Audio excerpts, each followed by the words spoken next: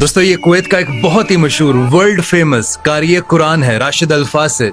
इन्होंने अमेरिका की सपोर्ट में अपने ट्विटर पर यह ट्वीट किया कि अब ट्रंप ईरान पर जहन्नुम के दरवाजे खोलेगा, नाउज़ुबिल्लाह। और कभी कहता है कि ईरान ने बेसिस पर, यानी कि मिडिल ईस्ट में जितनी भी बेसिस हैं उस पर अटैक क्यों किया।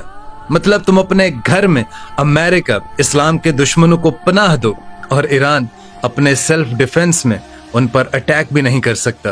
और कभी ईरान पर खुला जोक डालता है ट्रंप की सपोर्ट में, और कभी कहता है कि अपने हक में जो लोग आवाज उठाते हैं उन लोगों को जिहादी एक्ट बताता है, और फिर ये एक बेहुदा सी फोटो भी नीचे डालता है। और जितना ताज्जुब आपको हो रहा है उससे ज्यादा ताज्जुब मुझे हुआ कि एक कुरान पढ़ने वाला अमेरिका की हिमायत में खड़ा है, जालिम के साथ खड़ा है। लेकिन जब मैंने देखा कि कुरान पढ़ने वाला ऐसी बातें कर रहा है तो मुझे नबी करीम सल्लल्लाहु अलैहि वसल्लम की वो हदीस फौरन से याद आ गई, जिसमें आप सल्लल्लाहु अलैहि वसल्लम ने इरशाद फरमाया कि कितने ही कुरान पाक पढ़ने वाले हैं कि कुरान मजीद उन पर लानत करता है।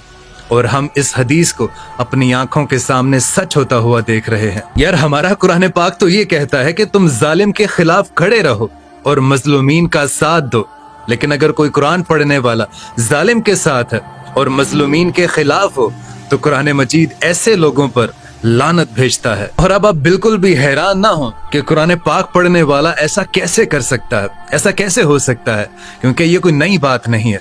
मौला हुसैन के मुकाबले में जो लोग मौला हुसैन को शहीद करने आए थे, कत्ल करने आए थे, वो सब के सब कारी कुरान थे।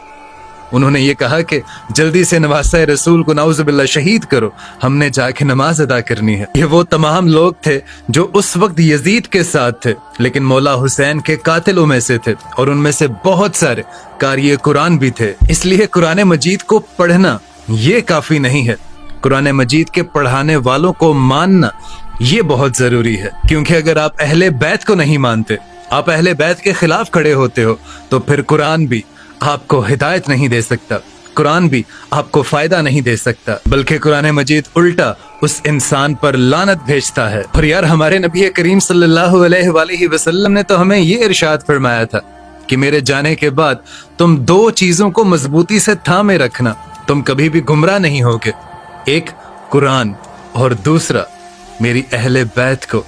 लेकिन मुझे लगता है कि ये जितने भी ऐसे कपड़े पहनने वाले होते हैं ये कहीं ना कहीं अमेरिका और इसराइल का साथ देते हैं।